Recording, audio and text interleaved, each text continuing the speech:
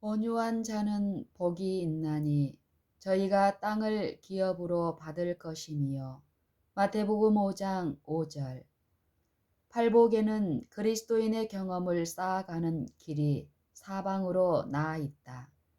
그리스도의 필요를 깨닫고 죄 때문에 애통해하고 그리스도와 고난의 학교에 함께 앉은 사람들은 거룩한 교사에게서 온유를 배우게 될 것이다.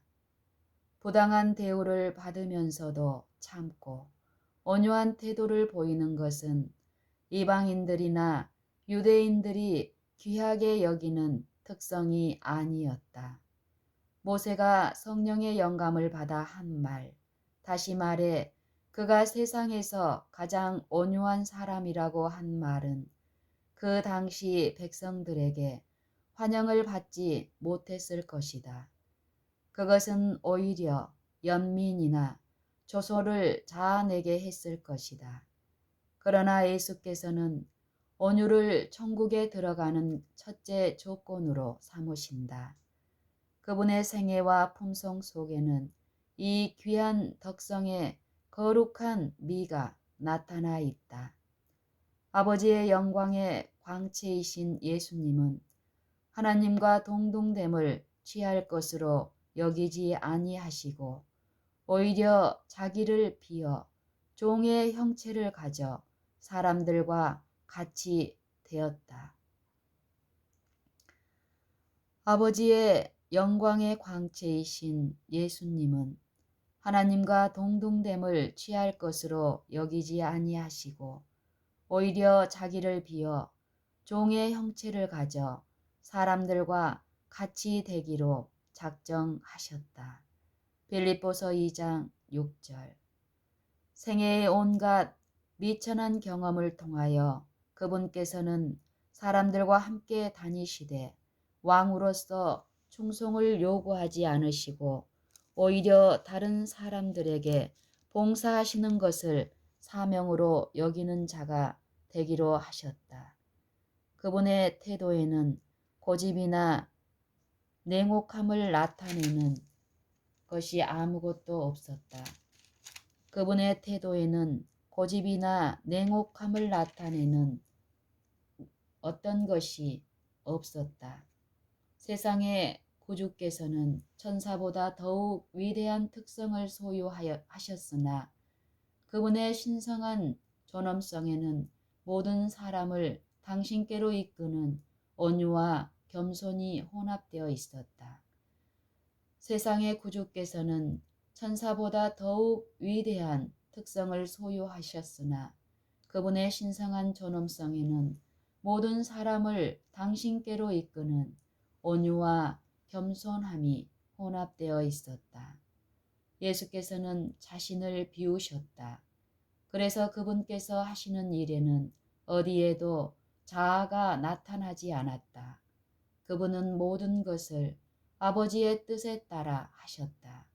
지상에서의 사명이 거의 끝날 무렵 그분께서는 이렇게 말씀할 수 있으셨다.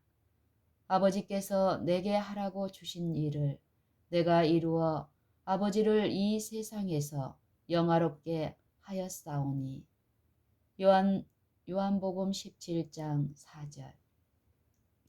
아버지께서 내게 하라고 주신 일을 내가 이루어 아버지를 이 세상에서 영화롭게 하였사오니.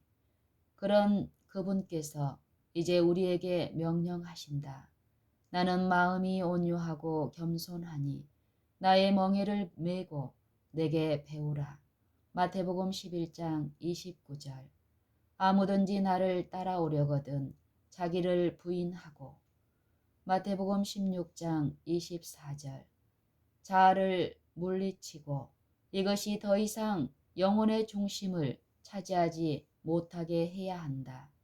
누구든지 그리스도의 극기와 그분의 겸비한 마음을 쳐다보는 사람은 다니엘이 인자와 같은 이를 바라보았을 때 그랬던 것처럼 아름다운 빛이 변하여 썩은 듯 하였다라고 말하지 않을 수 없을 것이다.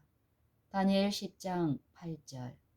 누구든지 그리스도의 극기와 그분의 겸비한 마음을 쳐다보는 사람은 다니엘이 인자와 같은 일을 바라보았을 때 그랬던 것처럼 아름다운 빛이 변하여 썩은 듯 하였다고 말하지 않을 수 없을 것이다. 우리가 자랑으로 여기는 자립과 자조는 사단의 속박의 표로서 참으로 비열한 것으로 나타난다. 우리가 자랑으로 여기는 자립과 자조는 사단의 속박의 표로서 참으로 비열한 것으로 나타난다. 사람의 본성을 보면 언제나 자기 과실을 위해 애쓰고 투쟁을 위해 준비한다. 그러나 그리스도에 대해 배운 사람은 이기심과 교만과 지배욕을 멀리한다. 그리하여 심령 속에 안정이 깃든다. 자아가 심령의 지배 아래 굴복하게 될 것이다. 자아가 심령의 지배 아래 굴복하게 될 것이다. 이렇게 되면 우리는 제일 높은 자리를 얻기 위해 전전긍긍하지 않게 된다. 자신을 드러내기 위하여 다른 사람을 밀어낼 생각도 품지 않게 된다. 오히려 그리스도의 발 아래 앉는 것을 제일 높은 자리로 생각하게 된다. 우리는 예수님을 바라보며 그분의 인도하시는 음성에 귀를 기울인 채 그분의 손이 우리를 이끌어 주기를 기다린다. 사도 바울은 이런 경험을 한 후 다음과 같이 말하였다. 내가 그리스도와 함께 십자가에 못 박혔나니 그런즉 이제는 내가 산 것이 아니요 오직 내 안에 그리스도께서 사신 것이라. 이제 내가 육체 가운데 사는 것은 나를 사랑하사 나를 위하여 자기 몸을 버리신 하나님의 아들을 믿는 믿음 안에서 사는 것이라. 갈라디아서 2장 20절. 우리가 그리스도를 마음속에 거하는 손님으로 영접할 때 지각에 뛰어난 하나님의 평안이 예수 그리스도를 통하여 우리의 마음과 뜻을 지켜줄 것이다. 지상에서의 구주의 생애는 비록 투쟁의 와중에서 보낸 것이라도 평화의 생애였다. 분노한 원수들이 지속해서 따라다니는 중에도 그분께서는 나를 보내신 이가 나와 함께 하시도다. 내가 항상 그의 기뻐하시는 일을 행함으로 나를 혼자 두지 아니하셨느니라 고 말씀하셨다. 요한복음 8장 29절. 어떤 인간적인 소동이나 사단의 분노도 이같이 하나님과의 완전한 교통으로 얻어지는 안정은 깨트릴 수가 없었다. 그분은 우리에게 이렇게 말씀하신다. 평안을 너희에게 끼치노니 곧 나의 평안을 너희에게 주노라. 요한복음 14장 27절. 나는 마음이 온유하고 겸손하니 나의 멍에를 메고 내게 배우라. 그러면 너희 마음이 쉼을 얻으리니. 마태복음 11장 29절. 나와 함께 하나님의 영광과 인류의 향상을 위한 봉사의 멍에를 메라. 그리하면 그 멍에가 쉽고 그 짐이 가벼움을 깨닫게 되리라. 우리의 평화를 깨트리는 것은 자신에 대한 사랑이다. 우리의 평화를 깨트리는 것은 자신에 대한 사랑이다.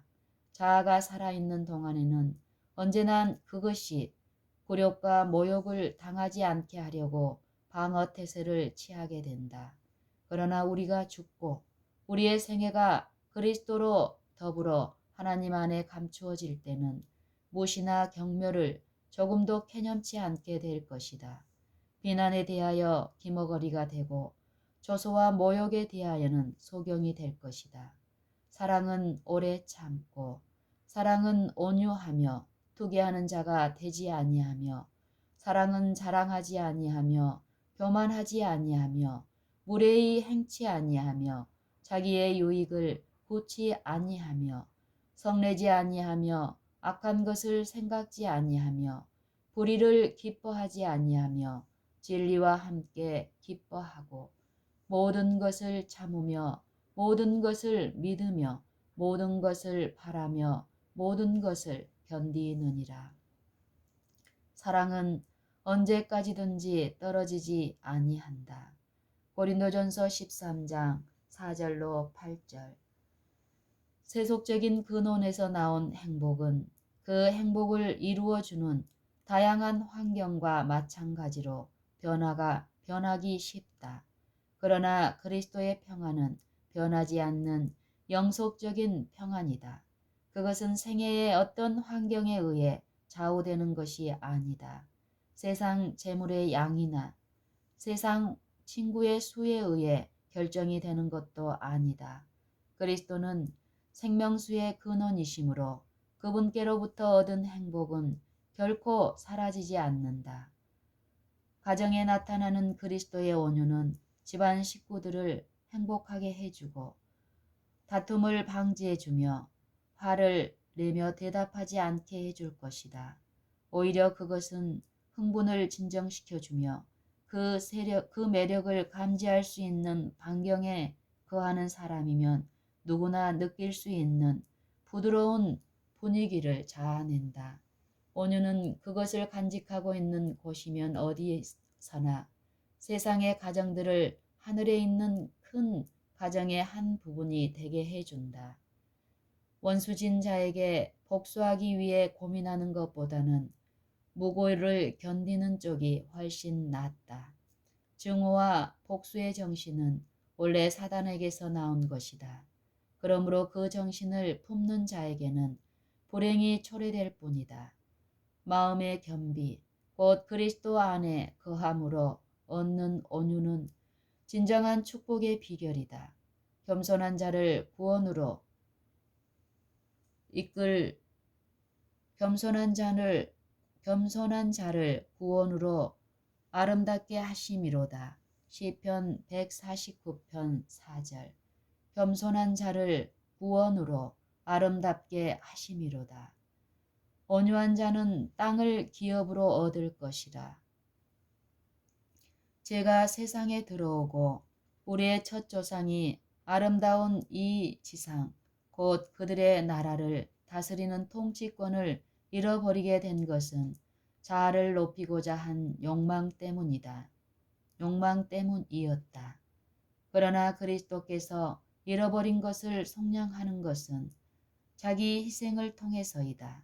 그래서 그리스도께서는 당신이 그러신 것처럼 우리도 승리해야 한다고 말씀하신다. 계시록 3장 21절. 온유한 자가 땅을 차지하게 될 때 우리는 겸손과 극기를 통하여 그분의 후사가 될 수 있다. 시편 37편 11절. 온유한 자가 땅을 차지하게 될 때 우리는 겸손과 극기를 통하여 그분의 후사가 될 수 있다. 온유한 자에게 약속된 그 땅은 사망과 저주의 그림자로 어두워진 이 세상과 같지 않을 것이다. 우리는 그의 약속대로 의에 거하는 바 새 하늘과 새 땅을 바라보도다. 베드로후서 3장 13절. 다시 저주가 없으며 하나님과 그 어린 양의 보좌가 그 가운데 있으리니 그의 종들이 그를 섬기며. 계시록 22장 3절. 그곳에는 실망도 없고 슬픔도 없고 죄도 없고 병들었다고 말할 사람도 없다. 그곳에는 장래 행렬도 없고 탄식도 없고 죽음도 없고 이별도 없고 마음 상하는 일도 없다. 단지 예수께서 거기 계시며 평화가 거기 있다. 그곳에서는 졸이거나 목마르지 아니할 것이며 더위와 볕이 그들을 상하지 아니하리니 이는 그들을 긍휼히 여기는 자가 그들을 이끌되 샘물 근원으로 인도할 것임이니라. 이사야 49장 10절. 그곳에서는 실망도 없고 슬픔도 없고 죄도 없고 온유한 자에게 약속된 그 땅은 사망과 저주의 그림자로 어두워진 이 세상과 같지 않을 것이다. 우리는 그의 약속대로 의에 거하는 바 새 하늘과 새 땅을 바라보도다. 베드로후서 3장 13절. 다시 저주가 없으며 하나님과 그 어린 양의 보좌가 그 가운데 있으리니 그의 종들이 그를 섬기며. 계시록 22장 3절. 그곳에는 실망도 없고 슬픔도 없고 죄도 없고 병들었다고 말할 사람도 없다. 그곳에는 장래 행렬도 없고 탄식도 없고 죽음도 없고 이별도 없고 마음 상하는 일도 없다. 단지 예수께서 거기 계시며 평화가 거기 있다. 그곳에는 줄이거나 목마르지 아니할 것이며 더위와 볕이 그들을 상하지 아니하리니 이는 그들을 긍휼히 여기는 자가 그들을 이끌되 샘물 근원으로 인도할 것임이니라. 이사야 49장 10절.